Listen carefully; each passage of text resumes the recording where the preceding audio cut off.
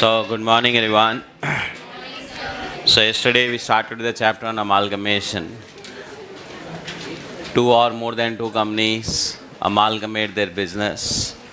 और लीगली क्या होगा, जो वेंडर कंपनी है जिसने अपना बिजनेस ट्रांसफ़र किया उसका लिक्विडेशन वाइंडिंग अप होगा, और जो परचेजिंग कंपनी है वो एक एग्जिस्टिंग कंपनी भी हो सकती है जिसका पहले से बिजनेस था, उसने वेंडर कंपनी को ख़रीद लिया, और पेमेंट जनरली कैश में नहीं होकर के शेयर्स या सिक्योरिटीज़ के फॉर्म में होगा। या ऐसा भी हो सकता है दो कंपनियां जो एग्जिस्टिंग है वो मिलके एक नई कंपनी बनाएं और दोनों अपना अपना बिजनेस उसमें क्या कर दे, ट्रांसफ़र कर दे। और क्वेश्चंस में जहाँ तक अपना काम है, सबसे पहला है टोटल पैसा कितना देना है, we call it as purchase consideration, तो उसका कैलकुलेशन। उसके बाद परचेजिंग कंपनी में अकाउंटिंग, उसकी बैलेंस शीट, और एक वेंडर कंपनी की अकाउंटिंग। हाँ, वेंडर कंपनी की अकाउंटिंग जो है वो वाइंडिंग अप ऑफ बिजनेस, मतलब वही रियलाइजेशन वाला कॉन्सेप्ट जो आपने पार्टनरशिप में पढ़ा था, एब्सोल्युटली सेम, उससे थोड़ा ईजी है। अब जहाँ तक परचेज कंसिडरेशन की बात है, कल अपन ने डिस्कस किया बैलेंस शीट वैल्यूज़ का कोई यूज़ नहीं है, it will always be based on agreed value of assets liabilities, और वो भी कौन सी, जो ली है। परचेजिंग कंपनी ने बैलेंस शीट में से 10 में से 6 एसेट ही ली, तो ऑब्वियसली पैसा भी 6 का ही देगी। आप कोई भी दुकान में गए, 100 चीज़ें रखी हुई है, आपने 2 चीज़ें खरीदी, पैसा कितने का देना है, 2 का, और वो भी कितना देना है, जो आपकी अग्रीड अमाउंट है। लायबिलिटीज़ ली है तो उसमें से क्या हो जाएगी, माइनस। हाँ, और मोस्ट लॉजिकल गुडविल का भी क्या होगा, पैसा देना पड़ेगा, तो वो आपका परचेज कंसिडरेशन निकल जाएगा। ओके और अब वो कैलकुलेशन पार्ट, जहाँ तक क्वेश्चंस आर कंसर्न, देखिए अगर मैं कहूँ रियल लाइफ कैलकुलेशन कैसे होगी, वो तो हमेशा एसेट्स माइनस लाइबिलिटीज़ से ही होगी। ठीक है, कि एसेट्स कितनी ली, लाइबिलिटीज़ कितनी ली, उसके डिफरेंस से परचेज कंसिडरेशन निकाल लीजिए। तो purchase consideration is assets minus liabilities, और ये कौन सी वैल्यूज़ पे होगी, एग्रीड वैल्यू, और कौन सी वाली होगी, जो परचेजिंग कंपनी ने ली है। अगर ली नहीं है तो उसको जोड़ने की ज़रूरत नहीं है। तो अब ये इससे अमाउंट निकल जाएगा। हाँ, अब क्वेश्चन अगर थोड़ा आसान करना चाहे तो अमाउंट आपको रेडीमेड क्वेश्चन दे देगा कि भाई 90 लाख रुपए देना है। अब 90 लाख देना है, उसका सेकंड पार्ट आता है देना किस फॉर्म में है, कैश देना है, शेयर्स देने हैं, डिबेंचर्स देने हैं, सबका कॉम्पोजिशन है, मिक्सिंग है। तो जैसा क्वेश्चन कहेगा वैसे हम करते जाएंगे। मान लीजिए 90 लाख में से क्वेश्चन ने कह दिया कि 20% कैश देना है, 70% के इक्विटी शेयर्स देने हैं, 10% ठीक है आपको डिबेंचर्स देने हैं, तो सबका अमाउंट निकल लेंगे कि कैश कितना हुआ भाई 18 लाख, ये कितना हुआ 63 लाख, और ये कितना हुआ 9 लाख। कैश देना है, देते का चेक काटना है। डिबेंचर या इक्विटी शेयर्स देने हैं तो एक नेक्स्ट पार्ट और आता है, नंबर ऑफ़ डिबेंचर शेयर्स कितने देने हैं। वो क्यों ज़रूरी है, क्योंकि परचेजिंग कंपनी अगर खुद के शेयर्स दे रही है तो जब वो शेयर इशू करने वाली एंट्री करेगी उसमें कैपिटल और प्रीमियम अलग अलग करना पड़ेगा। तो पॉइंट अराइजेस, इसको डिवाइड किससे करना पड़ेगा, इशू प्राइस, और वो इशू प्राइस क्या होगी, अगेन अग्रीड वैल्यू। हाँ, एक तो क्वेश्चन दे देगा ये भाव पे देना है, एक क्वेश्चन कहेगा वो भी आप ही कैलकुलेट कर लो ना। हाँ, तो आप कहीं हम कैसे कैलकुलेट करें, तो एक शेयर की रियल वैल्यू कितनी है। हाँ, फेस वैल्यू की बात नहीं कर रहा हूँ, रियल वैल्यू कितनी है। हाँ, इसको बोलते हैं intrinsic value of a share. Intrinsic मतलब inherent value, inbuilt value of a share. और कोई भी शेयर की वैल्यू जो है वो ऑब्वियसली बैलेंस शीट की असेट्स लायबिलिटीज़ पे डिपेंड करता है, और वो भी बुक वैल्यू नहीं, कौन सी वाली, एक्चुअल वैल्यू। ठीक है, तो अब आप कहेंगे कि परचेजिंग कहाँ चाहिए, इशू प्राइस किसकी चाहिए, ऑफ शेयर्स ऑफ किसका, वेंडर कंपनी का है परचेजिंग कंपनी का, परचेजिंग कंपनी का। परचेजिंग कंपनी का एक शेयर कितने में देना है, तो परचेजिंग कंपनी के शेयर की intrinsic value, issue price question में दी हुई है तो आराम हुआ, नहीं दी हुई है तो हो सकता है क्वेश्चन कहेगा आप ही कैलकुलेट करो। तो उसके लिए परचेजिंग कंपनी की बैलेंस शीट अवेलेबल है, उसकी एसेट्स लायबिलिटीज़ की डिटेल, उसकी एग्रीड वैल्यूज़, ठीक है, उससे हम क्या करेंगे, एक शेयर की वैल्यू निकालेंगे। हाँ, उस शेयर की वैल्यू को नेट एसेट वैल्यू भी कहा जाता है। एफएम में आया क्या कहीं पे आपके, इंट्रिंसिक वैल्यू या net asset value, book value आया होगा। ओके, तो it is agreed value of assets minus agreed value of liabilities divided by number of equity shares. हाँ, इंट्रिंसिक वैल्यू सिर्फ इक्विटी शेयर्स की निकलती है। इसका मतलब यहाँ पे मुझे क्या करना पड़ेगा, प्रेफरेंस शेयर्स भी माइनस करने पड़ेंगे। भाई अगर मुझे इक्विटी शेयर के एक शेयर की वैल्यू कितनी है, तो बैलेंस शीट में अगर प्रेफरेंस शेयर कैपिटल है तो इक्विटी को कितना पैसा मिलेगा, आप कहेंगे एसेट्स बेचने से कितना आएगा, लाइबिलिटीज़ को कितना देना पड़ेगा, प्रेफरेंस होल्डर्स को कितना देना पड़ेगा, वो माइनस करने के बाद क्या बचेगा, इक्विटी के लिए इतना पैसा बचता है, वो divided by number of shares, एक शेयर की वैल्यू आती है जिसको क्या बोला जाता है, इंट्रिंसिक वैल्यू। तो एक शेयर की अगर कोई इंट्रिंसिक वैल्यू निकालनी है कि एक शेयर की वैल्यू कितनी है, it is agreed value of all assets minus all liabilities minus preference holders को कितना पैसा देना है। हाँ, preference share capital word use नहीं की मैंने, प्रेफरेंस होल्डर को कितना पैसा देना है मतलब रिडम्पशन वैल्यू।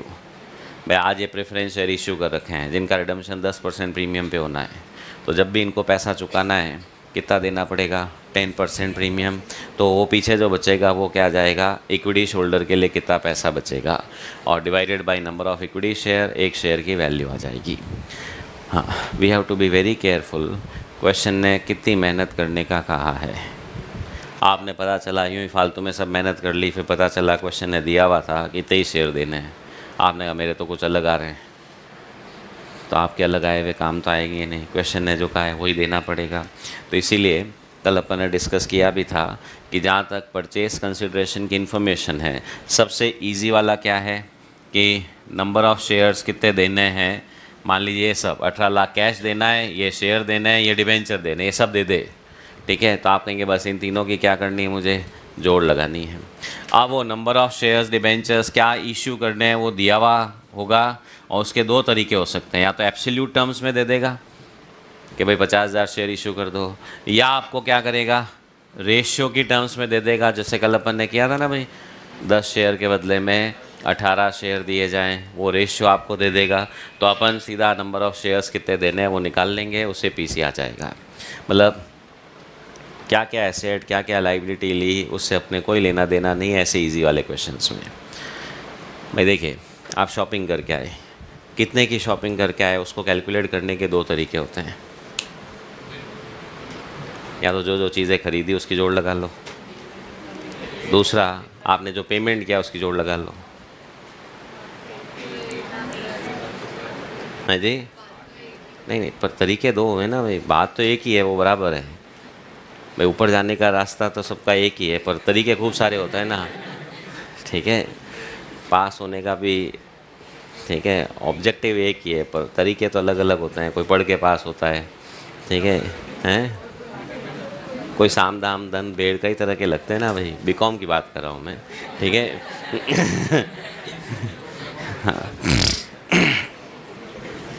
सो अंडरस्टैंड, एक तो है कि ये 90 लाख निकालने के लिए मैं एसेट्स माइनस लाइबिलिटीज़ करूं, एक है कि 18 लाख प्लस 63 लाख प्लस 9 लाख कर दूं तो भी 90 लाख आएगा। तो इसको अपन बोलते हैं कि भाई पेमेंट क्या क्या करना है वो क्वेश्चन ने दिया हुआ है, अपन उसकी टोटल लगा ली, पीसी हो गया। एक हो गया एसेट्स लाइबिलिटीज़ क्या क्या ली है वो दिया हुआ है, उसकी टोटल लगा ली, पीसी आ गया। हाँ, क्वेश्चन दोनों नहीं देगा आपको। मान लीजिए क्वेश्चन ने कहा ये पैसे देने हैं, आपने कहा ठीक है मैं चेक करता हूँ सही है कि नहीं है, ठीक है। आपने कहा मैं एसेट माइनस लाइबिलिटीज़, मेरे तो 100 लाख आ रहा है, क्वेश्चन गलत है, नहीं है भाई। क्वेश्चन ने हो सकता है उस केस में आपको किसी एसेट की लाइबिलिटी की एक्चुअल वैल्यू दी ही नहीं हो। हाँ, अगर वो एसेट माइनस लाइबिलिटी से निकलवाना चाहेगा फिर ये डिटेल नहीं देगा। हाँ, उसमें ये ज़रूर दे सकता है 20, 70, 10%, पर ये अमाउंट नहीं देगा। और एक है कि आपको अमाउंट दे दिया ये है तो फिर ऊपर वाली डिटेल नहीं देगा। तो we have to be careful in understanding what is the type of question. तो सबसे आसान वाला क्या है कि आपको पेमेंट क्या क्या करना है उन सब का ब्रेकअप दिया हुआ है, इतने शेयर दे दो, इतना ये दे दो, आपने टोटल लगाई, पीसी हो गया। ये आसान है। क्यों? एसेट माइनस लाइबिलिटीज़ की मेहनत, एसेट माइनस लाइबिलिटी में पता चला 10-15 बार कैलकुलेटर हाथ लगाना पड़ रहा है। यहाँ तो क्या हुआ, 3 टोटल लगाई। ये 3 भी मैंने एक्सट्रीम केस बताया है, मोस्टली तो क्या होगा, सिर्फ इक्विटी शेयर, या ज़्यादा 2 हैं, कैश और इक्विटी शेयर। आपने कहा टोटल लगाई, पीसी हो गया। फिर तो ईजी वाला हुआ। और फिर मेहनत करानी है तो एसेट माइनस लाइबिलिटीज़ 90 लाख तक पहुँचो, फिर 20, 70, 10% भी करो। फिर यहाँ आने के बाद डिवाइड बाई, हाँ क्वेश्चन ने दे दिया एक शेयर 50 रुपये में देना है, तो भी कोई बात नहीं है, आधी मेहनत ही कराई। और एक है कि 50 रुपये भी आप निकालो, मतलब पहले तो ये वाली मेहनत करो। हाँ, ये वाली मेहनत किसके लिए कर रहे हैं अपन? वेंडर कंपनी के लिए। फिर ये वाले के लिए किसकी मेहनत करनी पड़ेगी? परचेजिंग कंपनी की। मतलब खरीद तो रहे हो वेंडर कंपनी को, और ख़ुद के शेयर का भी क्या करना पड़ता है? वैल्यूएशन, क्योंकि कितने शेयर देने हैं उसके लिए वो इशू प्राइस निकालने के लिए वैल्यू चाहिए। तो we have to see the question carefully, क्या मेथड अप्लाई करना है और उसके हिसाब से परचेज कंसिडरेशन का कैलकुलेशन। देखिए भाई, थ्योरी निकालिए।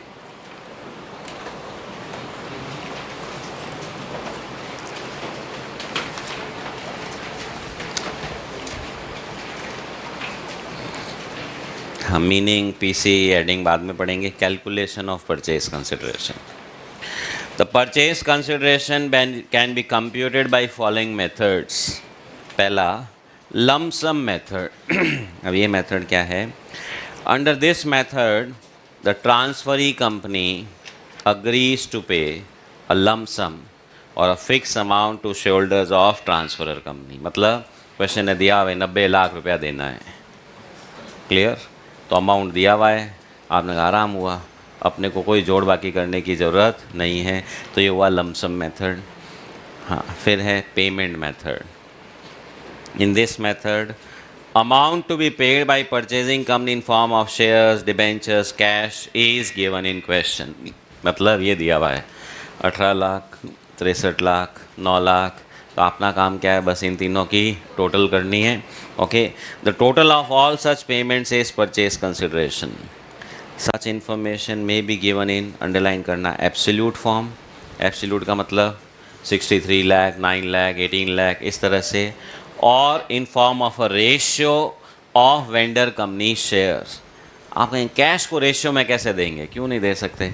वेंडर कंपनी के मान लीजिए 1 लाख शेयर हैं, ओके, और 18 लाख रुपए देने हैं, तो आप बोल नहीं सकते क्या एक शेयर पे 18 रुपये देने हैं? भाई रेशियो दे दिया क्वेश्चन ने, एक वेंडर कंपनी के एक शेयर के बदले में 18 रुपया कैश देना है, और इसके मान लीजिए जो भी नंबर ऑफ़ शेयर आएंगे शेयर्स का रेशियो बोल देंगे। एक शेयर के बदले में 1.5 शेयर देना है, एक शेयर के बदले में इतने डिबेंचर देने हैं। हाँ, वो रेशियो चाहे 1 के बदले में दे, चाहे 2 के बदले में दे, चाहे 5 के बदले में दे, अपने वो कैलकुलेटर पे मल्टीप्लाई डिवाइड करके क्या करना है? Amount of cash, amount of shares, amount of debentures निकालना है, ठीक है। नेक्स्ट, नेट एसेट और इंट्रिंसिक वैल्यू मेथड। ये सबसे इम्पोर्टेंट वाला, सबसे लंबा वाला। नेट एसेट्स का मतलब एसेट्स माइनस लाइबिलिटीज़। तो देखिए, in this method total amount of purchase consideration is calculated as follows. क्या लिखा है? Agreed value of assets less agreed value of liabilities. किसकी? Of vendor company. कौन सी वाली? Taken over by purchasing company, ठीक है। तो ये मोबाइल रख दो भाई, तो मेरे को दे दो, मैं अटेंड कर लेता हूँ। स्विच ऑफ ही कर दो ना, ठीक है। और मोबाइल नहीं भी लाओ तो कोई फ़र्क नहीं पड़ेगा जी, मोदी जी जीत जाएंगे और हारने वाले भी होंगे तो आपके लाने से नहीं जीतेंगे, ठीक है। हाँ, ये देश आप पे डिपेंडेंट नहीं है, मैं ये कहना चाहता हूँ। हाँ, तो agreed value of assets less agreed value of liabilities, कौन सी वाली? Taken over by purchasing company. Be very clear, taken over, ठीक है। हाँ, कोई एसेट ली नहीं आपने तो उसके पैसे दोगे क्या? तो क्या वो इस कैलकुलेशन में आएगा? क्या नहीं आएगा, ठीक है। हाँ, अब अगले पेज पे कुछ और लिखा है, ये बीच वाली चीज़ें फिल इन द ब्लैंक्स बाद में होगी। If payment of purchase consideration is in form of shares of purchasing company, आपने कहा 90 लाख रुपया तो निकाल लिया, अब इसका पेमेंट कैश में करना है जब तो झगड़ा ख़त्म। अगर वो पेमेंट परचेजिंग कंपनी के शेयर्स में करना है तो कितने शेयर देने हैं वो निकालने पड़ेंगे, और वो कैसे निकालेंगे? परचेज कंसिडरेशन कौन सा वाला? To be paid in shares. आपने कहा तो 90 ही होगा ना? नो, 90 लाख का क्वेश्चन ने कहा 70%, तो कितना हुआ? 63 लैक्स डिवाइडेड बाई, किससे डिवाइड करूं? इशू प्राइस पर शेयर ऑफ परचेजिंग कंपनी। अब आगे लिखा है द इशू प्राइस पर share of purchasing company will be either, underline करो, गिवन इन क्वेश्चन। तो थोड़ा सा आराम क्वेश्चन ने दिया हुआ है। और क्वेश्चन में require us to calculate intrinsic value per share of purchasing company. Underline करो, intrinsic value per share of purchasing company. अब वो intrinsic value of purchasing company है, 50 रुपया कैसे निकाला जाता है, तो उसका तरीका है एग्रीड वैल्यू ऑफ, हाँ यहाँ पे क्या लिखा है, all assets minus all liabilities minus redemption value of preference shares divided by number of equity shares. Reason देखिए, यहाँ तो अपन ने कौन सी एसेट लाइबिलिटीज़ की बात करी, जो भाई अपन अपने आप को एक बार परचेजिंग कंपनी समझ लो, तो अगर पैसा कितना देना है उसकी बात करनी है तो एसेट लाइबिलिटीज कौन सी काउंट होगी, जो हमने ली है, जो ली है उसी का पैसा देना है। अब वो पेमेंट अपने शेयर्स में करना है, तो मुझे अगर मेरे एक शेयर की वैल्यू बतानी हो तो शेयर की वैल्यू में तो सारी एसेट्स लाइबिलिटीज काउंट होगी। अच्छा, मैं मेरी कोई एसेट लाइबिलिटी किसी को बेच रहा हूँ क्या, परचेजिंग कंपनी के तो कोई बेचनी नहीं है, तो परचेजिंग कंपनी के एक शेयर की वैल्यू निकालनी है तो ऑब्वियसली उसकी सारी एसेट्स सारी लाइबिलिटीज़, हाँ बुक वैल्यू नहीं, कौन सी, एग्रीड वैल्यू, मार्केट वैल्यू, जो भी आप समझें, और माइनस क्या करना पड़ेगा, प्रेफरेंस शेयर्स, वो भी बैलेंस शीट वैल्यू नहीं, कौन सी, रिडम्पशन वैल्यू। तो आप अल्टीमेटली हम क्या निकालना चाहते हैं, सब एसेट्स बेचेंगे ये पैसा आएगा, सब लाइबिलिटीज़ को इतना चुकाना है, प्रेफरेंस को इतना चुकाना है, divided by number of equity shares. किसके number of equity shares, purchasing company के। तो परचेजिंग कंपनी के एक शेयर की वैल्यू आ जाएगी कि अमालगमेशन से पहले एक शेयर की वैल्यू कितनी है, ठीक है। तो ये assets minus liabilities minus preference share, ये क्या आ गया, net assets for equity holders, और फिर इंट्रिंसिक वैल्यू का formula net assets divided by number of equity shares. हाँ जी। अब क्वेश्चंस की लिमिटेशंस। क्वेश्चन ने कह दिया हाँ purchase consideration assets minus liabilities से करो, आपने कहा चलो शुरू करो, बैलेंस शीट दी हुई है, अब एडिशनल इन्फॉर्मेशन में सबकी एग्रीड वैल्यूज़ होगी, ज़रूरी थोड़ी है सबकी एग्रीड वैल्यू दे, तो अब जिनकी एग्रीड वैल्यू नहीं दी है उसको मैं मानूंगा सेम एज बुक वैल्यू, पहली चीज़। दूसरी, कौन सी एसेट ली है कौन सी नहीं ली है उसके बारे में भी क्वेश्चन ने स्पेसिफाई नहीं किया, तो क्या मानो, कुछ नहीं लिया या सब कुछ लिया, हाँ जी, कुछ नहीं लिया या सब कुछ लिया, सब या कुछ नहीं। भाई क्वेश्चन ने वैल्यू ही नहीं दी है, और वैल्यू नहीं दी वो तो अलग बात हो गई, वो तो हो गया जिसकी वैल्यू नहीं दी है वो बैलेंस शीट वैल्यू ले लूँगा। बताया नहीं कि ये लिया कि नहीं लिया,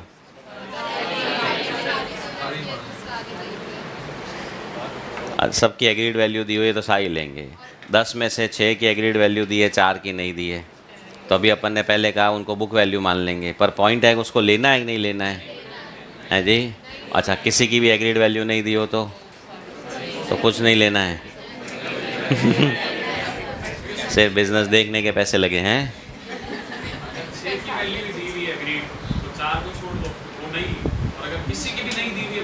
सबको लिया, ओके। तो एक कंक्लूजन ये आ रहा है 10 में से 6 की एग्रीड वैल्यू दी है, 4 की नहीं दी है, इसका मतलब जो लिए उनकी एग्रीड वैल्यू दे दी, बाकी को छोड़ दो। उसमें बैंक बैलेंस भी है जिसकी कभी एग्रीड वैल्यू देगा ही नहीं।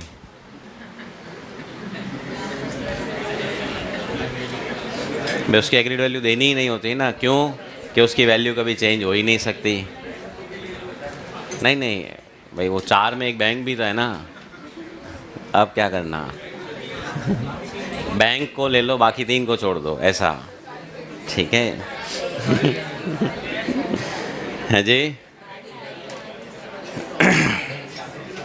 सुनिए जी, अब पहला पॉइंट, जब अपन कह रहे हैं कि एग्रीड वैल्यू नहीं दी है तो क्या मान लो, इसका मतलब ही क्या हुआ, सब लेनी है। हाँ, क्वेश्चन की अगेन अंग्रेजी को ध्यान से समझना पड़ेगा, कभी कभी एकदम वर्ड ऐसा आ जाता है कि purchasing company took over only assets, तो आपने लाइबिलिटी भी आने दो, और वो लिखा है ओनली असेट्स। हाँ, आपने कहा ओनली एसेट में, फिर एसेट कौन सी, एसेट तो सब आ जाएगी पर लाइबिलिटी नहीं आएगी। कभी कभी क्वेश्चन कह देगा took over all asset except 1 2 जो भी है, तो वो हट जाएगा, और कुछ नहीं कहा है तो सब आने दो, कहते हैं ना भाई पूरा झाड़ू लगा दो, सब उठा के ले आओ, पीछे कुछ नहीं छोड़ना है।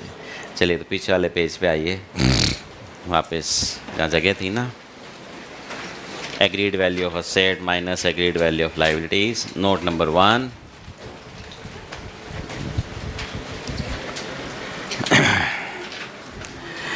if agreed value is not given, if agreed value is not given, तो अगर एग्रीड वैल्यू नहीं दे रखी है, we consider, if agreed value is not given, we consider book value to be same as agreed value. We consider book value to be same as agreed value.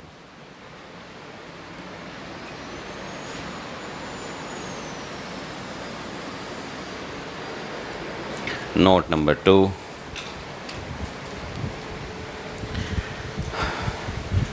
in absence of information,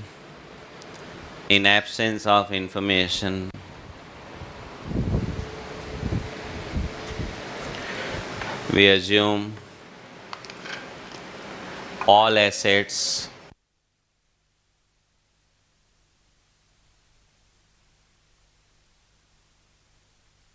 bracket में including bank, including cash and bank, all assets including cash and bank, bracket close, and all liabilities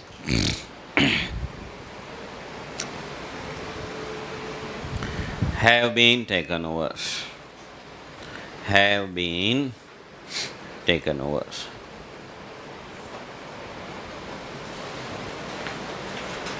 ठीक है जी।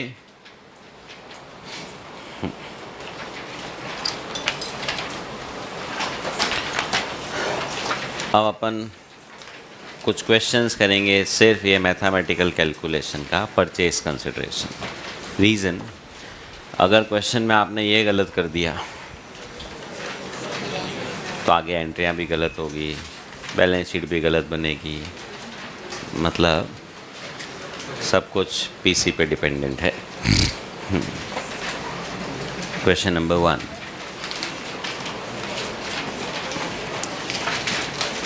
given below are the balance sheets of X and Y Limited on March 23 at which date Y was taken over by X। हाँ, Y taken over by X का मतलब vendor कौन है, Y, purchasing company कौन है, X। Rupees in lakhs दोनों की balance sheet दे दी है। Equity shares of 10 each, reserves, debentures, creditors, non current assets, current assets, miscellaneous expenditure. हाँ, मिसलेनियस एक्सपेंडिचर मतलब वही अंडरराइटिंग कमीशन वाली ऐसी चीज़ें। हाँ, ये भी एसेट है, इसके भी पैसे मिलेंगे, मतलब वेंडर कंपनी तो इसके भी पैसे ले लेगी ना, भाई ये भी दे दो इसके। नहीं,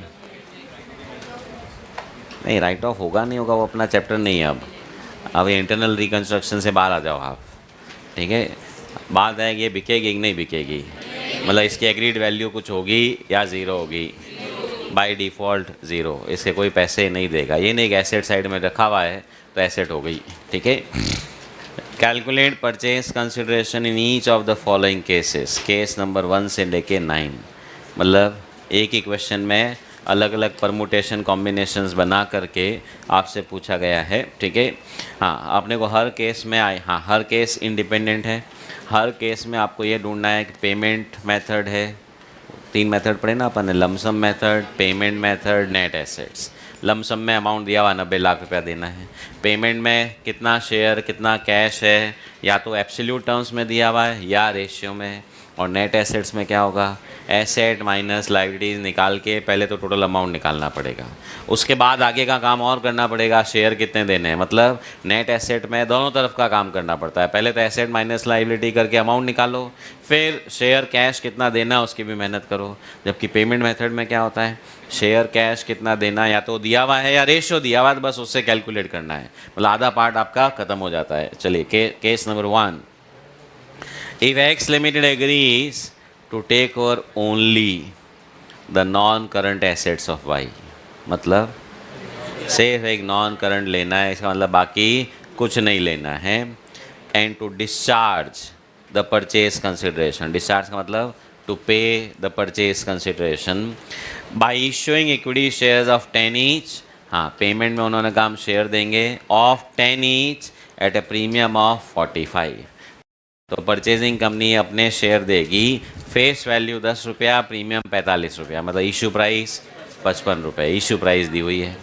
अच्छा, कितने शेयर देने हैं वो दिया हुआ है क्या? क्या उसका कोई रेशियो दिया हुआ है क्या? 5 के बदले में 2, नथिंग। हाँ, तो वो शेयर निकालने के लिए क्या करना पड़ेगा? जो एसेट्स लाइबिलिटीज़ लिए उसकी जोड़ लगानी पड़ेगी। आप कहीं ले क्या, एक ही तो लिए खाली, क्या? Non current asset. चलिए, नॉन करंट एसेट कितने में ली है? नहीं, वो तो बैलेंस शीट में है। ली कितने में? कुछ बोला नहीं है तो क्या मानेंगे? Book value. हाँ, तो मेथड कौन सा हुआ भाई? पेमेंट मेथड हुआ कि नेट एसेट मेथड हुआ या लमसम मेथड हुआ?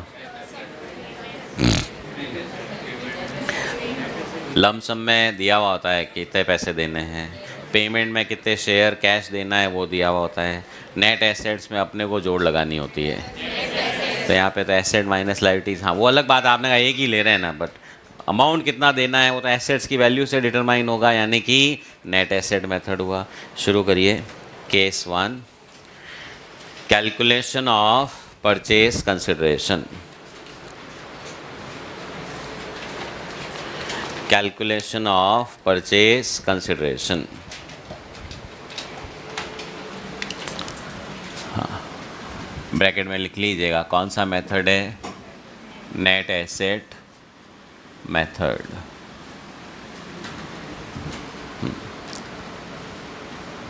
तो एग्रीड वैल्यू ऑफ, क्या लिया भाई? Agreed value of non net assets, ठीक है, कौन सी वाली? टेकन ओवर वाली। तो नॉन करंट एसेट्स, हाँ एग्रीड दिया नहीं है तो मैं बुक वैल्यू पे काम चलाऊंगा। कितना है भाई? 11 लैक्स। हाँ, बाकी कोई एसेट लाइबिलिटी ली ही नहीं है तो इस टोटल में नहीं आएगी। ओके, तो नॉन करंट एसेट्स, हाँ लिख लो बोले एक बार, करंट एसेट्स ताकि रिवीजन में कंफ्यूजन नहीं हो। नॉट टेकन यहाँ लिख दो। लाइबिलिटीज़ नॉट टेकन, हाँ ये एग्ज़ाम में नहीं लिखना है क्योंकि इतना ही सही आएगा भी नहीं। हाँ, तो परचेज कंसिडरेशन कितना हो गया भाई? 11 लैक्स। अब 11 लाख रुपए तो हो गया, इसका पेमेंट भी तो करना है, तो पेमेंट ऑफ परचेज कंसिडरेशन। हाँ, कैश में हो जब तो 11 लाख, क्वेश्चन ने कहा नहीं नहीं शेयर्स देंगे, तो शेयर्स ऑफ किसके? Purchasing company. कौन सा नाम परचेजिंग कंपनी का? X limited. कितने शेयर देने पड़ेंगे? 11 लाख रुपए डिवाइडेड बाई 10 रुपये का शेयर, 45 रुपया प्रीमियम, तो एक शेयर 55 रुपये में देना है। तो अगर टोटल 11 लाख रुपए देने हैं और एक शेयर 55 रुपये का है तो कितने शेयर देने पड़ेंगे? हाँ जी, 20,000। तो 20,000 shares of 10 each eight the rate of ₹55। Amount कितना हुआ? 11 लैक्स।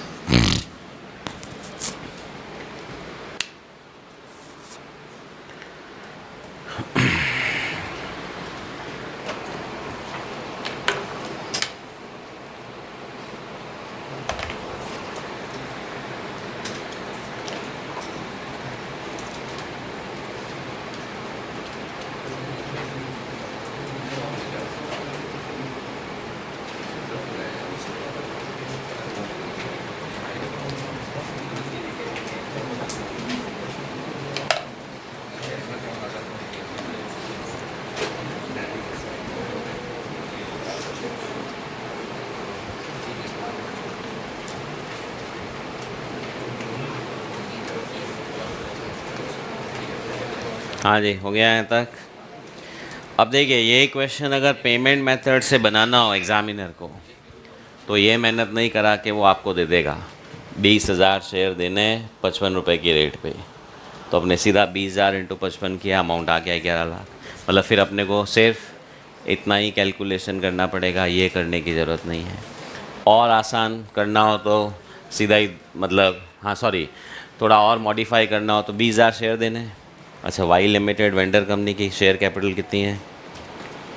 10 लाख रुपए। कितने शेयर हुए? 10 रुपये वाले 1 लाख शेयर। तो क्वेश्चन कह देगा 5 के बदले में 1 शेयर देना है, तो आप कहेंगे 1 lakh share divided by 5 into 1 share कितने हुए? 20,000 share eight the rate of 55। मतलब या तो 20,000 सीधा दे दे या रेशियो दे दे, तो उस केस में ये वाला पार्ट अपना बनाने का ज़रूरत ख़त्म हो जाता है। हाँ, अगर क्वेश्चन ने ये दिया हुआ है और आपने कहा नहीं नहीं मैं चेक कर लेता हूँ अमाउंट सही है कि नहीं है, 99% तो सही होगा भी नहीं और 100% चेक करना भी नहीं है, मतलब बिल्कुल मना कर रहा हूँ। रीज़न, मान लो यहाँ क्वेश्चन कह दे 25,000 शेयर देने हैं, आप कहेंगे 25,000 इंटू 55 तो 11 लाख हो ही नहीं रहा है, क्या मालूम ये non current asset agreed value कितने पे ली हो, क्वेश्चन आपको नहीं देगा उस केस में अगर पेमेंट मेथड से है तो। ठीक है, चलिए जी second question, case 2। X agrees to take over only the assets of Y। हाँ, एसेट में क्या होगा? सारी हो जाएगी, हाँ, बट लाइबिलिटीज़ नहीं है। And to discharge purchase consideration by issuing equity shares of 10 each at a premium of 45 per share. Again वही, सिर्फ एसेट्स ली है, पेमेंट शेयर्स में करना है।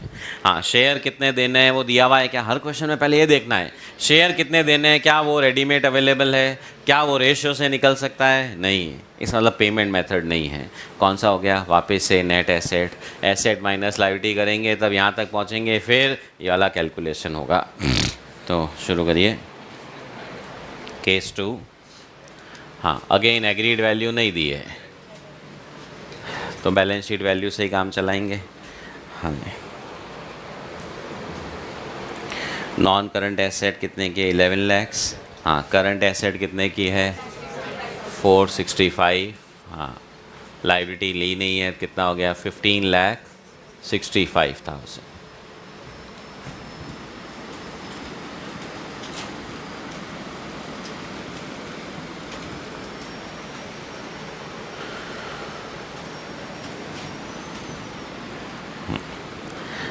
आप शेयर कितने देने पड़ेंगे? तो 15,65,000 डिवाइड बाई 55 रुपये, 28,424 पॉइंट कुछ होगा ना, 5 पॉइंट बराबर है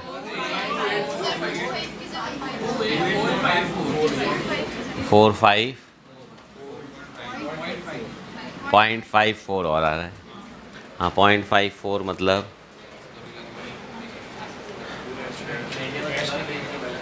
हाँ जी सुनो भाई, ये नहीं राउंड ऑफ कर दो ना, 11 लाख कितना? 15,65,000 मतलब एग्जैक्टली वही।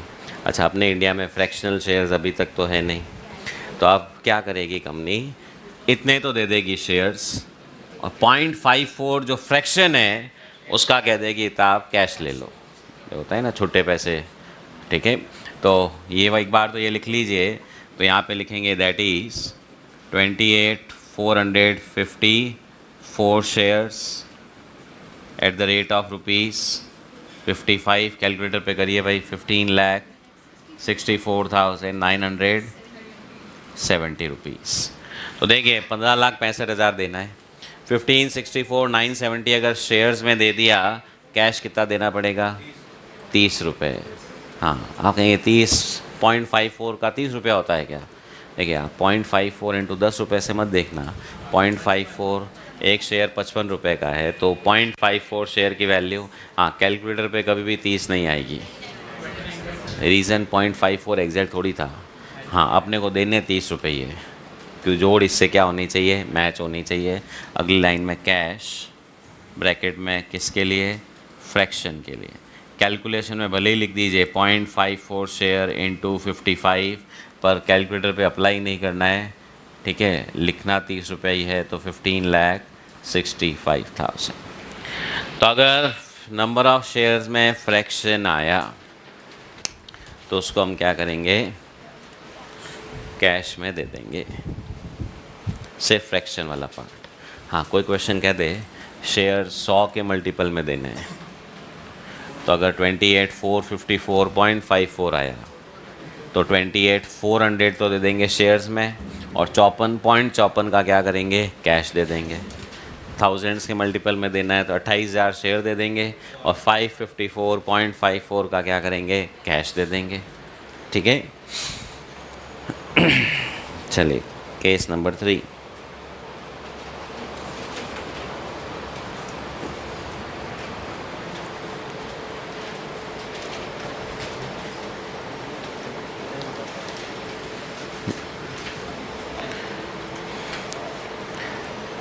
X Limited agrees to take over only the assets and trade liabilities of Y। हाँ, लाइबिलिटी में सिर्फ कौन सी ली है, ट्रेड वाली। ट्रेड मतलब क्रेडिटर्स लिए, डिबेंचर्स नहीं लिए।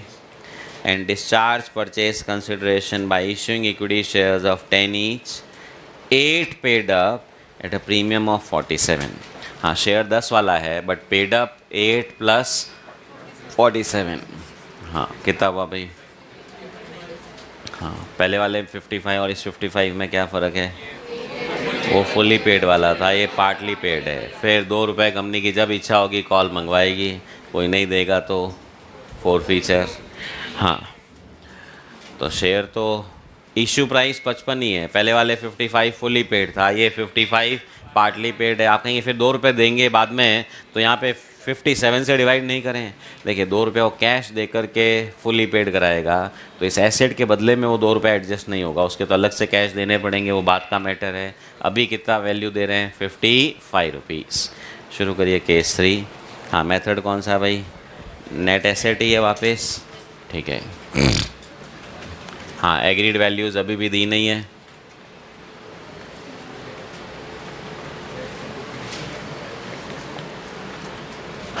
तो calculation of purchase consideration net assets method. हाँ, non current asset 11 lakh, current asset 465 less creditors कितने के हैं उधर बैलेंस शीट में? 55।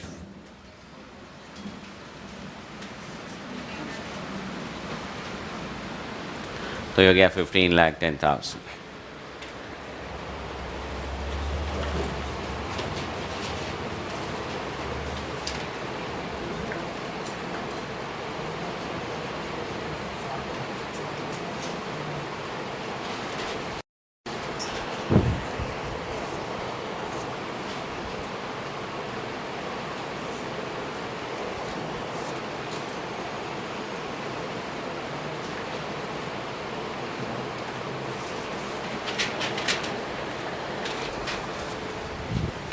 हाँ जी, अब शेयर्स ऑफ एक्स। हाँ, यहाँ क्वेश्चन ने कहा है ए पार्ट शेयर्स 15,10,000 पूरा नहीं देना है, कितना करना है? 60% ही शेयर्स में देना, और इशू प्राइस 8 प्लस 47।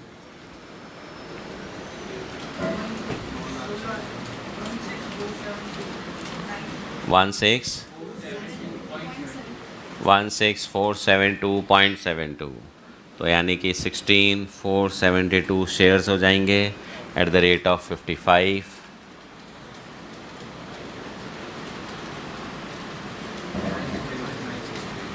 नाइन।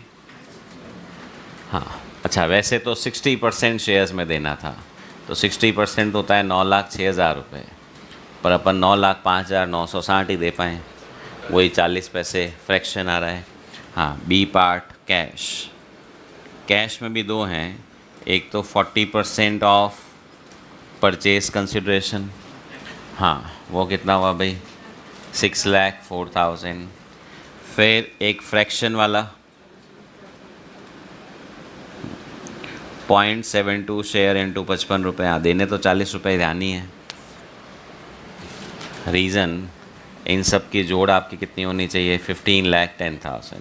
तो कैश आपको 6,04,040 देना है। हाँ, वैसे 0.72 इंटू 55 करोगे वो 39 पॉइंट समथिंग आएगा। हाँ, पर 39 नहीं देना है, देना तो 40 रुपया है, ताकि आपकी ये टोटल इससे क्या हो जाए, मैच। तो 40% वाला देना ही था, और फ्रैक्शन वाला कैश और देना है।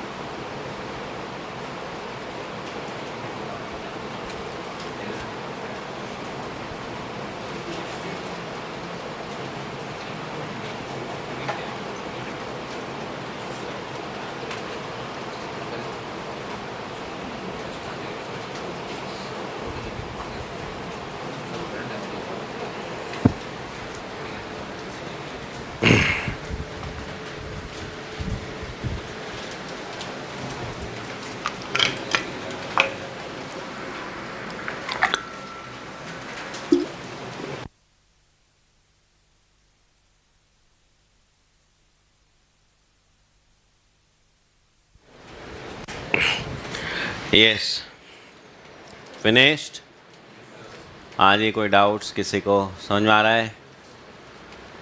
कोई जवाब भी नहीं।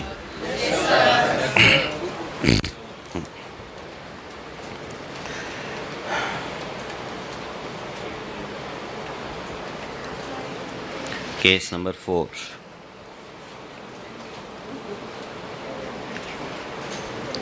X agrees to take over only the floating assets and trade liabilities. Floating का मतलब current asset, trade liabilities मतलब current liabilities, and discharge purchase consideration by issuing equity shares of 10 each at a premium of 450%.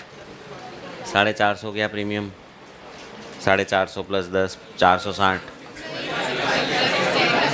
क्या? 450 करके देखो calculator पे। 10 into 450%, 45 ही आ रहा है। तो ठीक है, तो 55 रुपये इश्यू प्राइस के कई सारे रूप आ गए।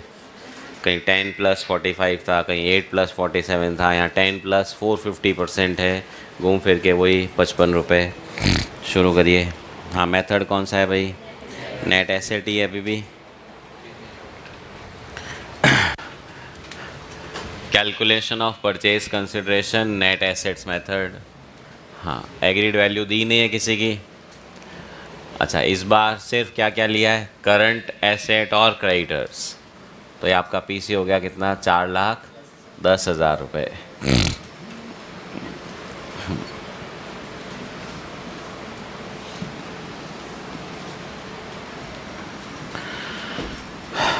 शेयर्स ऑफ एक्स लिमिटेड पूरा शेयर्स में ही देना है।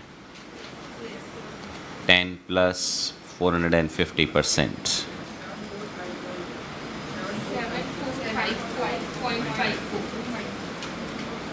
तो daddy 7454 shares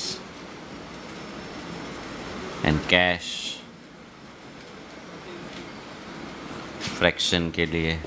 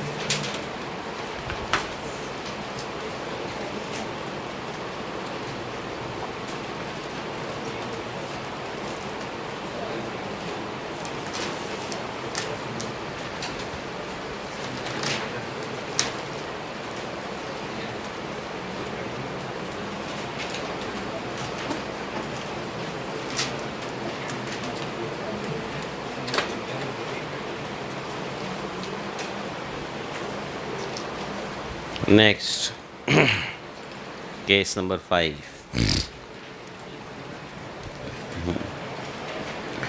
X agrees to take over the business of Y and discharge purchase consideration by issuing equity shares of 10 each at 55 rupees. हाँ, agrees to take over business of Y. तो आप कहीं इतनी देर क्या ले रहे थे? हाँ, बिजनेस का मतलब अगेन एसेट्स लाइबिलिटीज़। अब कुछ बोला नहीं है, क्या क्या सब कुछ। एग्रीड वैल्यूज़ अभी तक नहीं दी है। किस पर? Book value. हाँ, शेयर एक किस रेट में देना है भाई? 10 प्लस 55, 65 रुपीज़। हाँ, पहले वाले में सब जगह एट अ प्रीमियम, यहाँ of 10 each at 55। Issue price सीधी दे दी है 55 रुपये। हाँ, अगेन मेथड कौन सा रहेगा? Net assets. अभी तक जितने भी किए हैं सब में 55 रुपये दिया हुआ था किसी न किसी फॉर्म में। मतलब अपने को सिर्फ ये वाले पार्ट की मेहनत करनी थी। ये तो रेट दी हुई है। हाँ, पर मेथड तो नेट एसेट ही लगाना पड़ेगा। शुरू करिए भाई।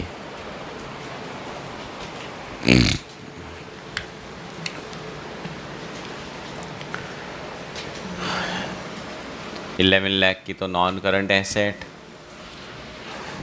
माइनस क्रेडिटर्स, माइनस एक डिबेंचर्स भी हैं, कितने 1,10,000। तो आपका परचेज कंसिडरेशन हो 14 लाख रुपीज़।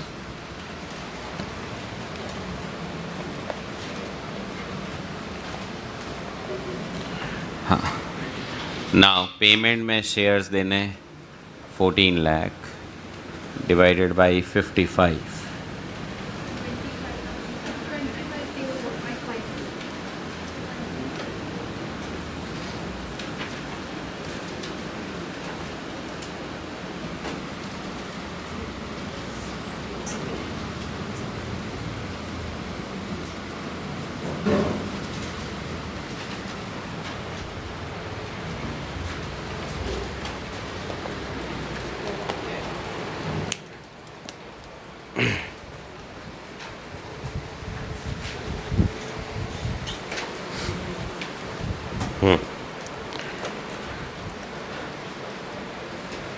तो सब नेट एसेट्स पे चल रहे हैं। और शेयर्स कितने देने हैं, इशू प्राइस दी हुई है।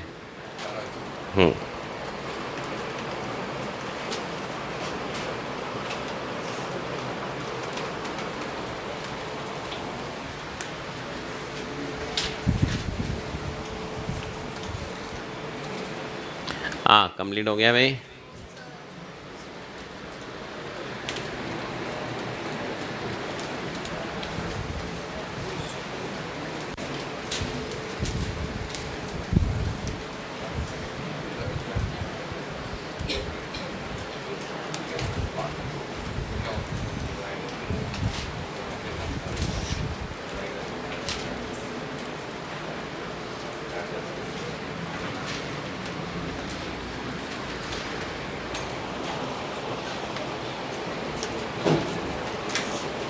Next question, next case number 6. X Limited absorbs Y on the basis of intrinsic value of shares of both the companies as per their respective balance sheets.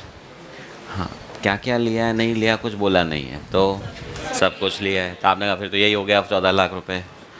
ठीक है, अब पिछले वाले में और इसमें क्या फ़र्क है, 14 लाख डिवाइडेड बाई 55 रुपये। क्वेश्चन ने कहा हम नहीं बताएंगे, आप बैठ के निकालो। हाँ, अपने को निकालनी, मतलब एक्स की जो एसेट्स लाइबिलिटीज़ है उससे एक्स के एक शेयर की आज वैल्यू क्या है वो निकालनी पड़ेगी। अच्छा, एक्स की एसेट्स कितने कितने की है भाई, एक तो 22 लाख, कैलकुलेटर पे करो तो, प्लस 9,30,000, हाँ प्लस 370 होगा क्या, नहीं होगा, माइनस डिबेंचर्स 2,20,000, माइनस क्रेडिटर्स 160, तो एक्स की assets liabilities,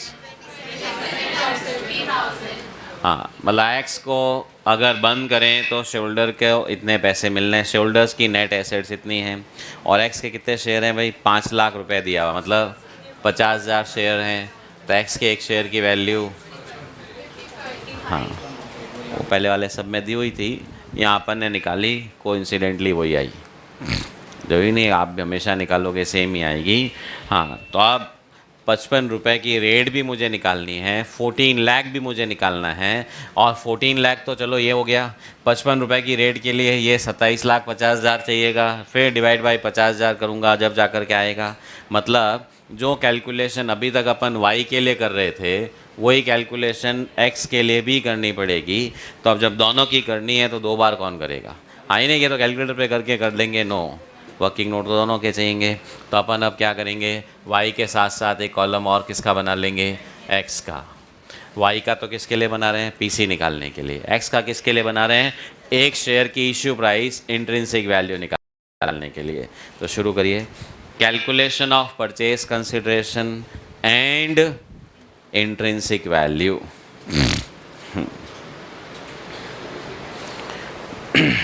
Calculation of purchase consideration and intrinsic value.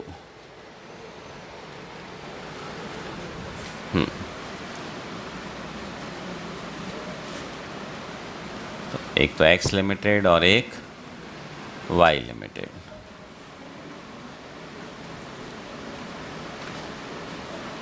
हाँ, agreed value of net assets, non current assets x की कितनी है भाई 22 लैक्स। अच्छा एग्रीड नहीं दी है तो मैं काम जब तक नहीं दिया है, हाँ ये गलत में पाल लेना। अच्छा बुक वैल्यू से ही चलाना होता है, एग्रीड तो खाली में बताने के लिए कहा था, इस क्वेश्चन में नहीं है इसलिए अपन लिए जा रहे हैं। हाँ करंट एसेट कितने की थी इधर 930 465। अच्छा कॉलम पहले किसका बनाना है बाद में किसका बनाना है, रूल बहुत सिंपल है, जिसका बैलेंस शीट में पहले नाम दिया हुआ उसका पहले, ये नहीं परचेजिंग कंपनी पहले इन्वेंडर कंपनी बाद में, कि ABCD में P पहले आता है V बाद में आता है, ठीक है, नथिंग लाइक दैट, क्वेश्चन के सीक्वेंस को, ताकि क्या हो इधर उधर लिखने की रेस ख़त्म हो जाए। हाँ फिर क्रेडिटर्स एंड डिबेंचर्स, हाँ एक्स में क्रेडिटर्स कितने हैं भाई 160, डिबेंचर्स 2,20,000। हाँ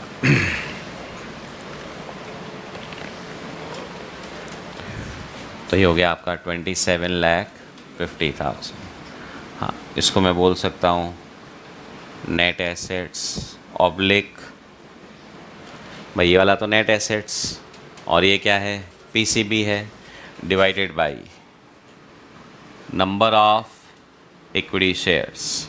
हाँ एक्स के कितने शेयर हैं 50,000, वाई के कितने हैं, हाँ देखिए वाई का भी वैल्यू निकाल लेते हैं, तो एक शेयर की वैल्यू आ गई और इसको हम क्या बोलते हैं intrinsic value per share, it is 55 and it is 14। देखिए वाई के भी एक शेयर की वैल्यू निकाल दी। हाँ मैं फिर रिपीट कर रहा हूँ, ये वैल्यू मेरे कोई काम की नहीं है पर ठीक है प्रेजेंटेशन हो रहा है तो चलो यहाँ तक का भी कर दिया। और एक्स के एक शेयर की वैल्यू कितनी है 55 रुपये।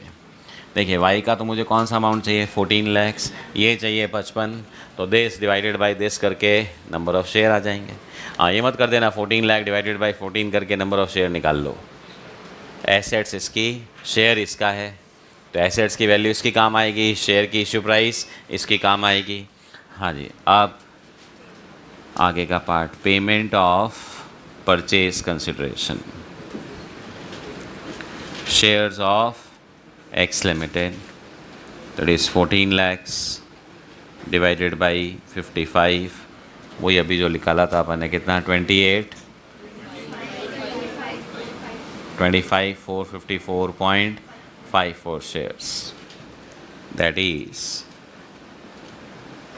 25,454 shares at the rate of 55, 1399,970, cash का 30 रुपया,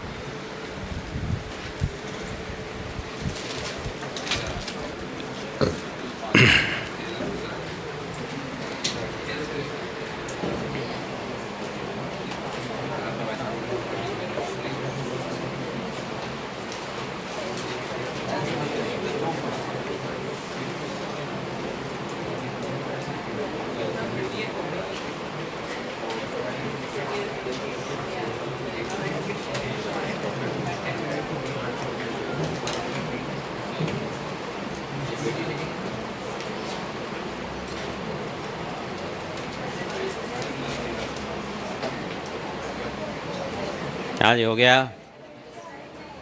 नेक्स्ट केस नंबर 7, ध्यान से समझिएगा। X absorbs Y and the holder of every 8 shares in Y, vendor company के हर 8 शेयर के बदले में is to receive 2 shares in X। तो Y लिमिटेड वेंडर कंपनी के 8 शेयर के बदले में परचेजिंग कंपनी X लिमिटेड के 2 शेयर्स दिए जाएंगे। हाँ, 8 के बदले में 2 देने हैं। कितने शेयर हैं Y के? 1 लाख शेयर हैं, तो 1 लाख के बदले में 25,000 शेयर दे देंगे। तो अब शेयर कितने देने हैं उसके लिए क्या मुझे दिस माइनस दिस करना पड़ेगा क्या? आप कहें तो सीधा ही दिया हुआ है कि 8 के बदले में 2, तो 1 लाख के बदले में 25,000, तो आप कहेंगे शेयर तो हम ही निकाल लेंगे, पर आगे और भी कह रहा है plus as much cash as is necessary, साथ में थोड़ा रोकड़ भी देना है। कितना? जितना ज़रूरत हो। आप कहें ज़रूरत तो हम कैसे पता लगाएं? ठीक है, तो आगे लिखा है to adjust the right of shoulders of both the companies in accordance with intrinsic value of shares as per their respective balance sheets.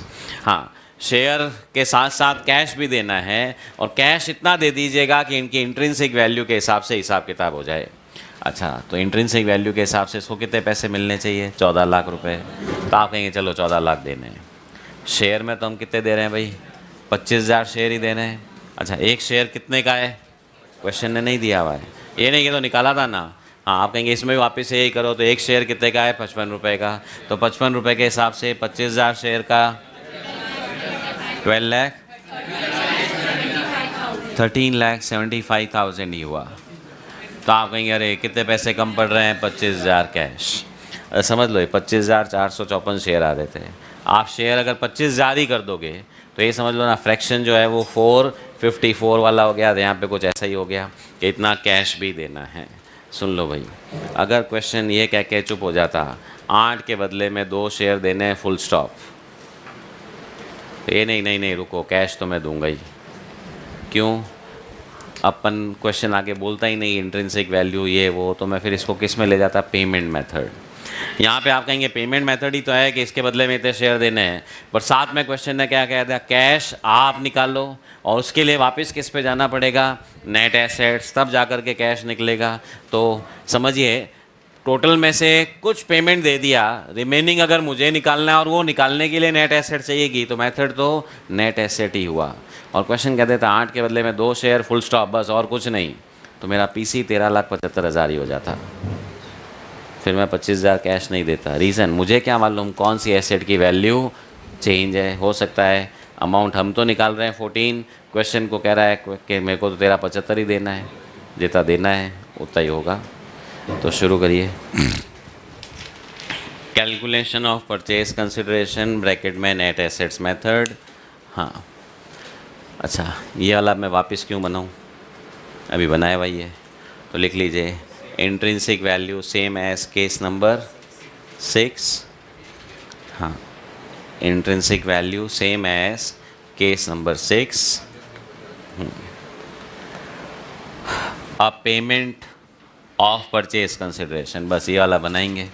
तो यहाँ तक का बनाने की ज़रूरत नहीं है। हाँ, शेयर्स ऑफ एक्स, तो आप कहेंगे 1 lakh multiplied by 2 divided by 8, यही है 25,000 शेयर्स। तो 25,000 तो शेयर्स देने हैं at the rate of 55, 13,75,000। B part cash. हाँ, कैश किसके लिए देना है? बैलेंस के लिए। बैलेंस का मतलब टोटल फाइनल हुआ 14 लाख रुपए देने हैं। शेयर में अगर मैं 13,75 ही दे रहा हूँ, तो कैश कितना देना पड़ेगा? 25,000।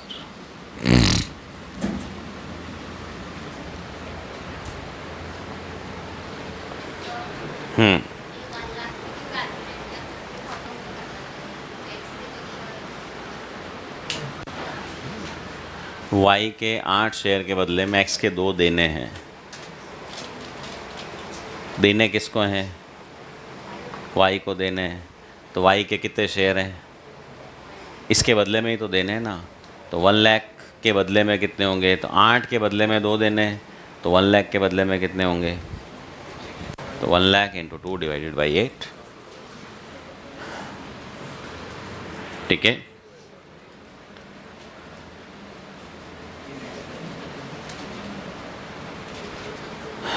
क्लियर।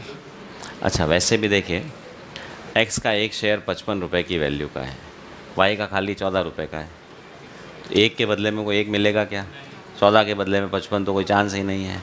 प्रैक्टिकली आप कहेंगे कि इसके 4 शेयर कितने के हुए, 56 रुपये के, उसके बदले में एक शेयर, हाँ फिर भी थोड़ा 1 रुपया बच जाएगा, आप कहेंगे उसका कैश देना पड़ेगा। भाई वेंडर कंपनी के 4 शेयर की वैल्यू कितनी है, 56, परचेजिंग कंपनी का तो एक ही शेयर कितने का है, 55, तो 56 के बदले में 55 रुपया तो शेयर में हो गया, 1 रुपये का फिर क्या करना है, कैश। आप अगर देखेंगे तो ये वही हो रहा है, 4 के बदले में एक शेयर, मतलब 1 lakh into 1/4 also gives you 25,000। फिर 4 शेयर के बदले में 1 रुपया कैश, तो 1 लाख डिवाइडेड बाई 4, 25,000 इंटू 1 रुपया कैश, 25,000 रुपये। भाई अगर इसके शेयर की वैल्यू 56 होती ना, जब तो सिर्फ शेयर के बदले में शेयर से काम हो जाता। ठीक है, हाँ अब आप कह दो कि वेंडर कंपनी के 5 शेयर के बदले में एक देंगे, तो 5 शेयर तो कितने के हो जाते हैं, 14 रुपये इंटू 5, 70 के बदले में एक शेयर कितने का होगा, 55, तो कैश कितना देना पड़ेगा, 15 रुपये। भाई शेयर कम करते जाओगे तो कैश का कंपोजिशन बढ़ता जाएगा। Next case number 8, X absorbs Y and discharges equity shoulders of Y, मतलब it pays equity shoulders of Y by issuing 1 equity share of 10 each at a premium of 45 for 4 shares in Y। Vendor company के 4 share के बदले में purchasing company अपना 1 share देगी, और किस rate पे देगी, 55 रुपये। हाँ क्या हुआ, 25,000 शेयर्स दे देंगे 55 रुपये के हिसाब से, 1375 आ गया। हाँ बाकी कैश भी देना पड़ेगा। इस क्वेश्चन में ये नहीं लिखा है रिमेनिंग कैश देना है।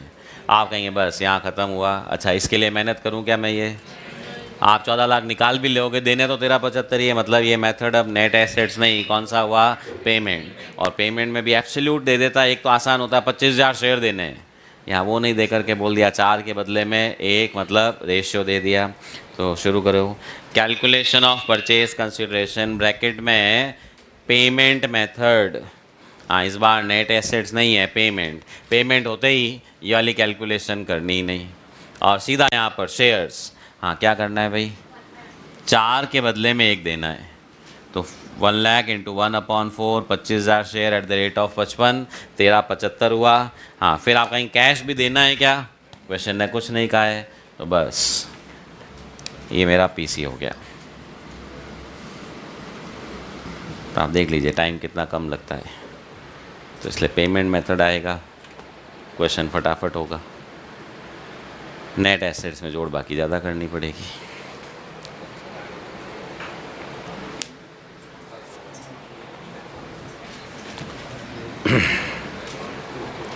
हाँ ये देखो, ठीक है, ये मैंने रखी हुई है भाई, क्वेश्चन ख़त्म नहीं हुआ ना। इस क्वेश्चन में मेहनत तो आप लोगों को करनी पड़ती, बार बार लिखे जाओ।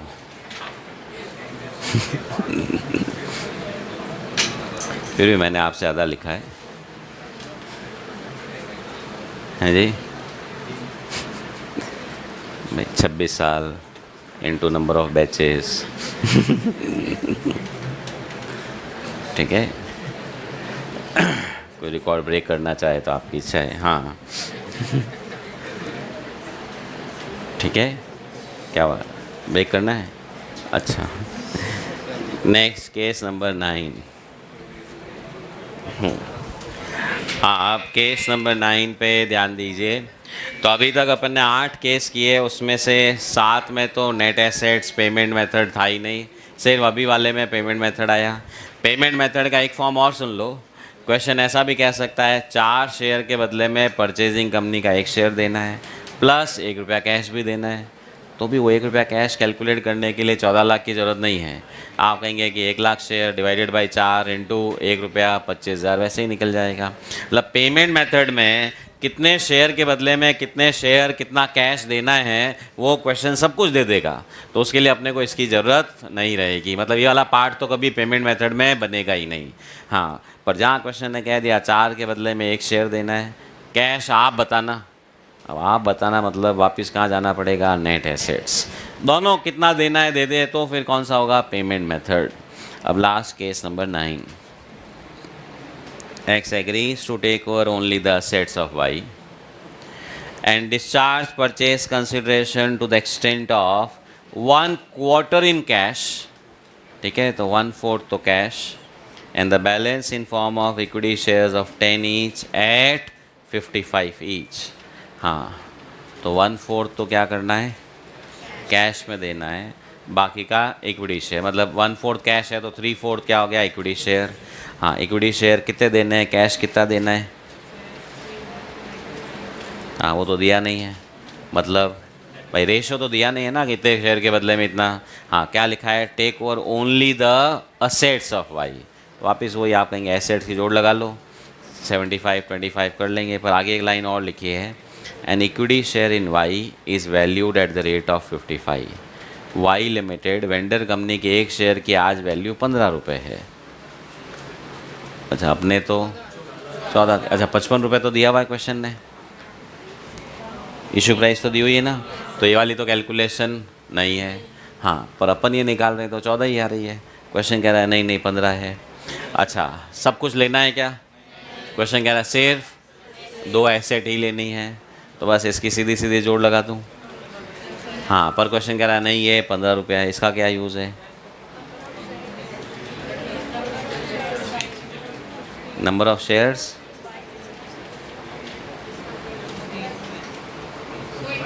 सबसे पहले पेमेंट मेथड है, एक नेट एसेट है। नेट एसेट मतलब एसेट माइनस लायबिलिटीज़ करना है।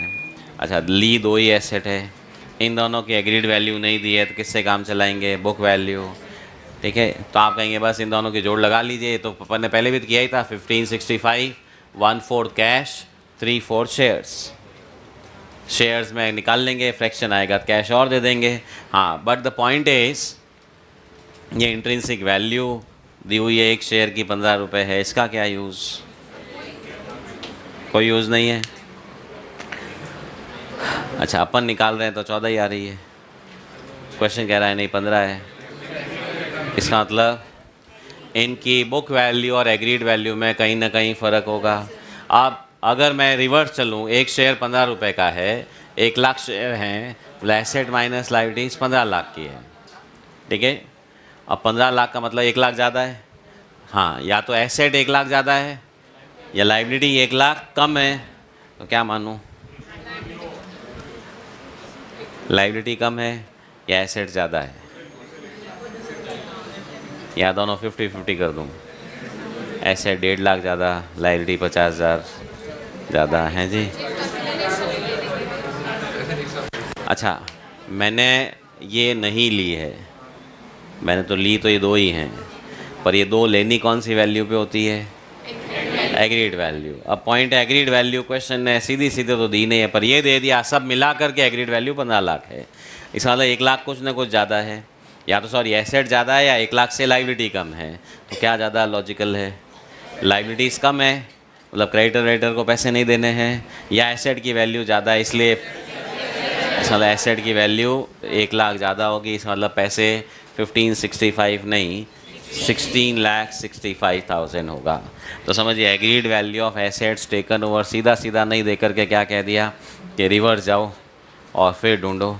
अच्छा, ये 15 लाख क्या है, एसेट्स माइनस लायबिलिटीज़, और मैंने सिर्फ एसेट्स ली है, तो एसेट की वैल्यू क्या हो जाएगी, 15 लाख प्लस लायबिलिटीज़। भाई वो रिवर्स करेंगे ना, this is asset minus liability, liability को इधर लाऊं और रिवर्स जाऊं तो ये 55,000 और 1,10,000 माइनस करके ये अमाउंट था, तो रिवर्स जाएंगे तो कितना हो जाएगा, 16 लाख 65,000, या सीधा सीधा कहूँ 15,65,000 था, 1,00,000 रुपया जुड़ेगा। हाँ, ये मेहनत नहीं करनी है, क्यों 55 रुपये दी हुई है, पर ये 14 ही दी है, जबकि 15 दी है, जबकि अपने कैलकुलेशन से कितनी आ रही है 14।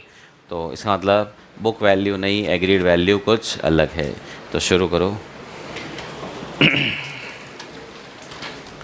Calculation of purchase consideration bracket में नेट एसेट्स मेथड। अब अपन रिवर्स प्रेजेंटेशन करेंगे। तो लिखिए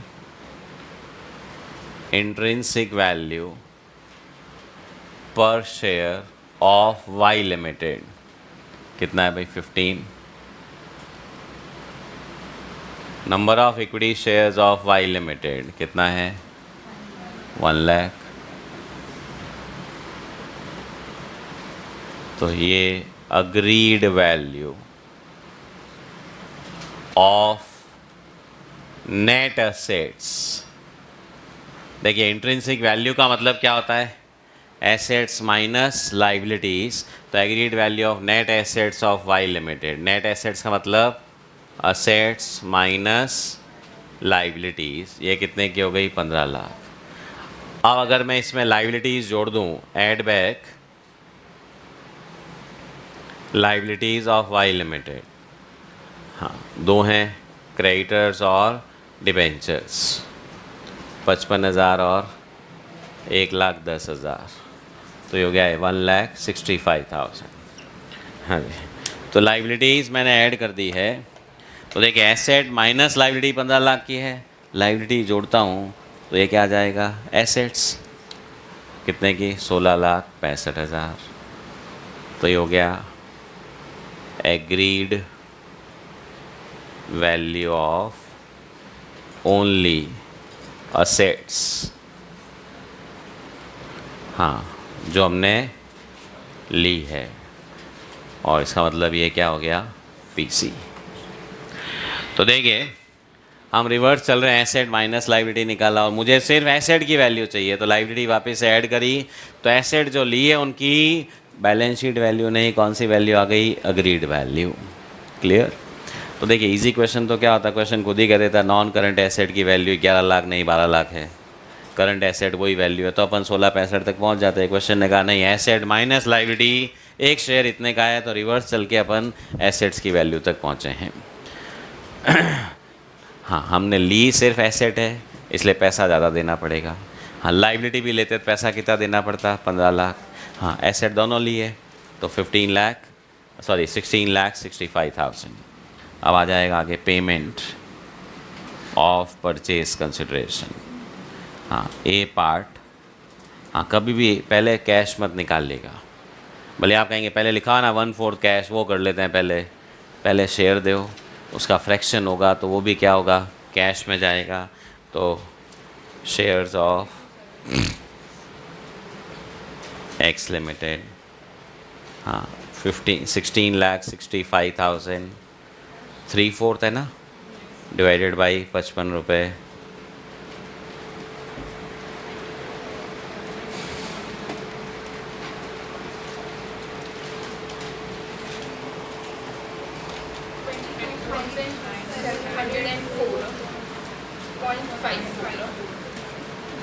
$22,704, कुछ कम नहीं। हाँ देखिए मैक्स का formula assets minus liabilities is 15,00,000, therefore asset equals to 15,00,000 plus liabilities. ठीक है,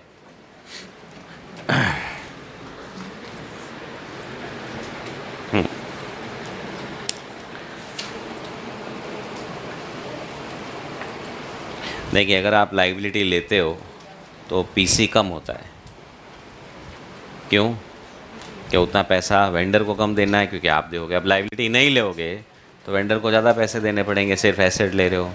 ठीक है, हाँ शेयर्स में फिर कितना हो गया भाई 2270 shares at the rate of 55, कितना हुआ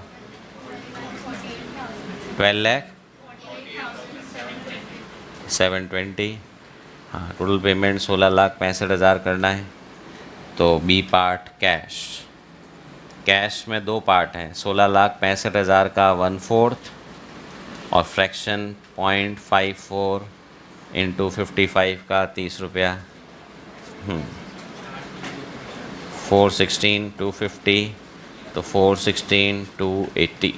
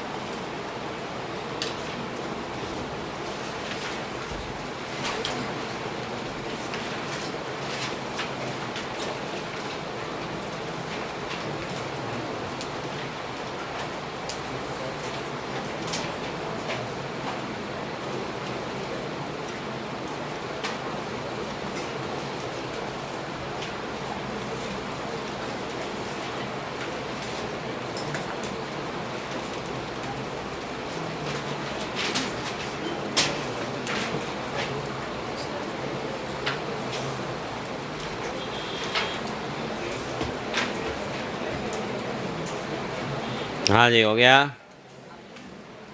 चलिए next question.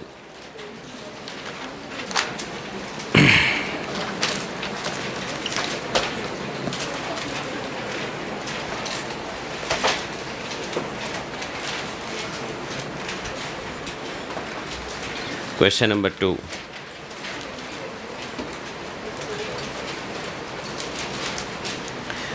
Given below are the balance sheets of X Limited and Y Limited on March 23, at which date Y Limited was absorbed by X।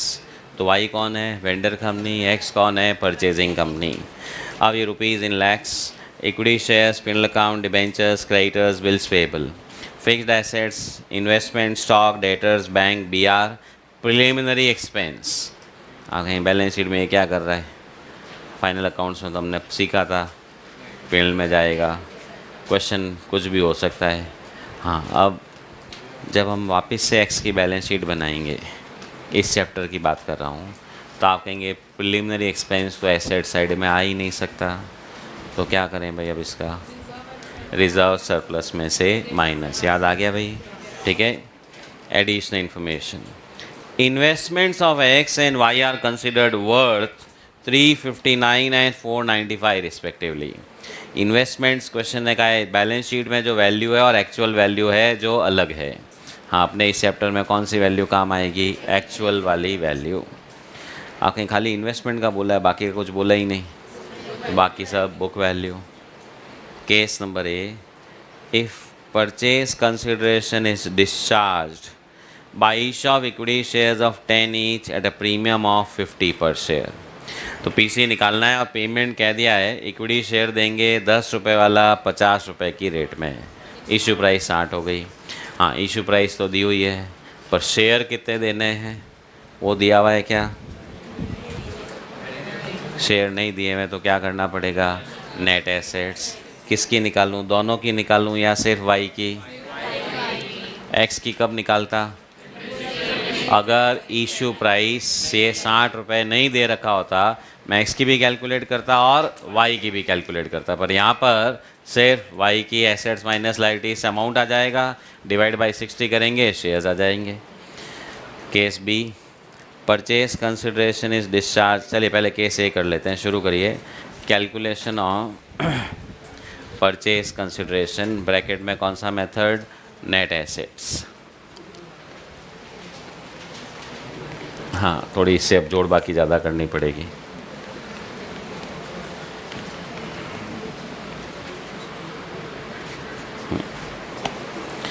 देखिए, इसमें एक तो इन्वेस्टमेंट की value change हो रही है और एक प्रिलिमिनरी एक्सपेंस नहीं लेना है। हाँ, पर लेना सिर्फ कैलकुलेशन किसकी करनी है? वाई की ही करनी है, एक्स की ज़रूरत नहीं है। तो वाई लिमिटेड, हाँ, टेंजिबल फिक्स्ड एसेट्स कितनी है भाई? 8 lakhs। इन्वेस्टमेंट्स नीचे दिया है कितना है? 4,95,000। Stock 1 lakh। Debtors 75,000। Bank balance 140। BR 35,000 है जी। हाँ अभी तो और है ना, minus debentures 1 lakh। Creditors 10,000। Bills payable 35,000।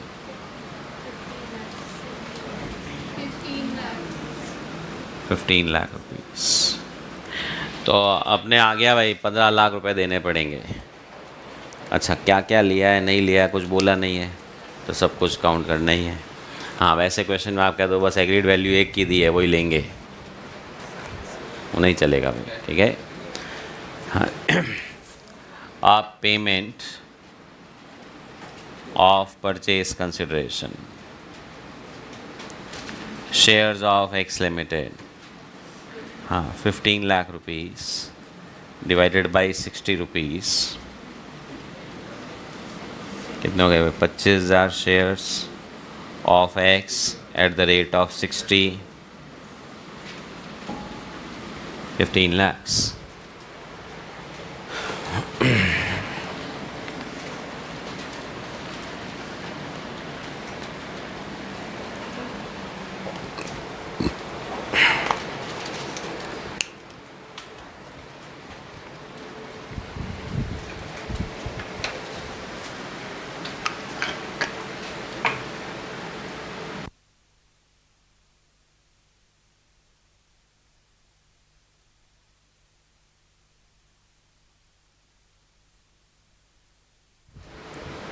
ठीक है भाई।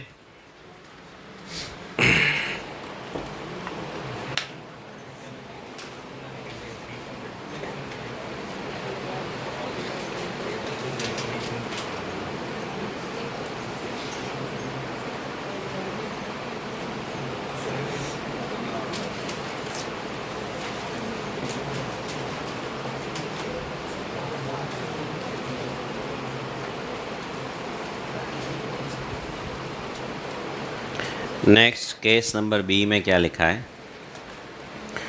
Purchase consideration is discharge by issue of 25,000 equity shares of 10 each at a premium of 50।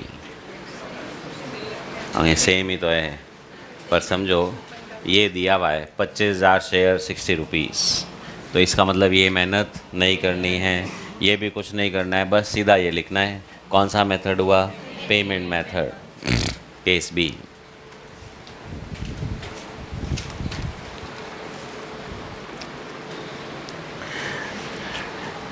Calculation of purchase consideration dash करके payment method.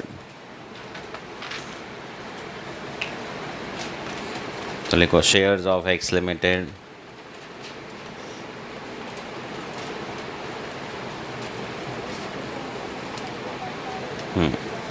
Shares of X limited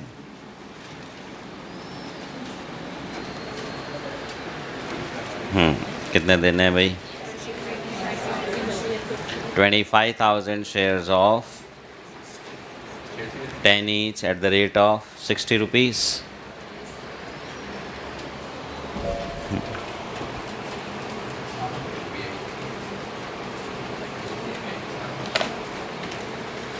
हाँ कितना हो गया भाई? 15 लाख रुपए। तो समझ रहे पेमेंट मेथड का आराम, बस इतना सा काम ख़त्म। Next, purchase consideration is discharged by issue of equity shares on basis of intrinsic value of shares of both the companies। मतलब सारी मेहनत खुद ही करो। अब 60 रुपये भी नहीं दिया है, तो एक शेयर कितने में देना है? जब तक कि 60 रुपया नहीं दे तो नंबर ऑफ़ शेयर नहीं निकल सकते। तो इसका मतलब x का भी कैलकुलेशन करना है, y का भी करना है, हाँ, वाई का किस लिए? 15 लाख निकालने के लिए। एक्स का किस लिए? एक शेयर की वैल्यू निकालने के लिए। शुरू करो। Calculation of PC oblique intrinsic value. हाँ, एक्स में भी सिर्फ एक इन्वेस्टमेंट की वैल्यू चेंज करनी है, बाकी सब तो वही वैल्यूज़ है। हाँ, एक्स के इन्वेस्टमेंट कितने के हैं भाई? 3,59,000। हाँ, बाकी सब लिखा के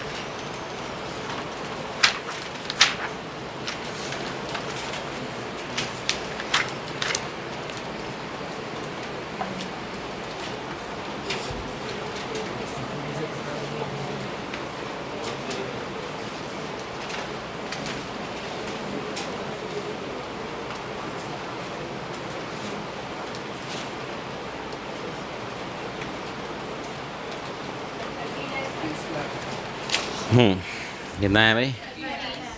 30 लाख रुपीज़। हाँ, divided by number of shares 50,000, एक शेयर 60 रुपीज़। हाँ, फर्स्ट 2 पार्ट में वो 60 दिया हुआ था, ठीक है। हाँ, आप 15 लाख रुपए देने और एक शेयर कितने में देना है? 60। तो number of shares 15 lakh divided by 60, 25,000 share eight the rate of 60, 15 lakh. तो समझिए वही कैलकुलेशन है। क्वेश्चन 100% मेहनत कराना चाहता है, ये दे देगा। 60 रुपये भी आप निकालो, 15 लाख भी आप निकालो, फिर 25,000 शेयर तक पहुँचो। कुछ भी मेहनत नहीं कराना चाहता है, 25,000 शेयर दे देगा। और थोड़ी कराना चाहता है 15 लाख निकलवाएगा, बट 60 रुपये दे देगा, ठीक है।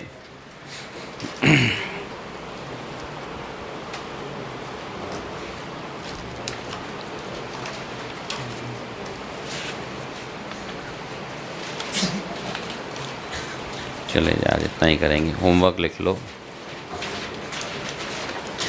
प्रैक्टिस असाइनमेंट का फर्स्ट क्वेश्चन।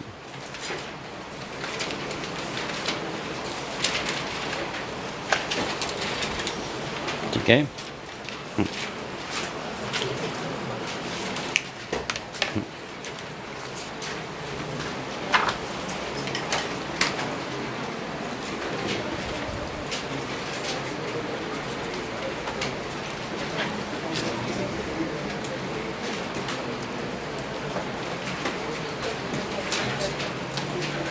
बाकी कल करेंगे।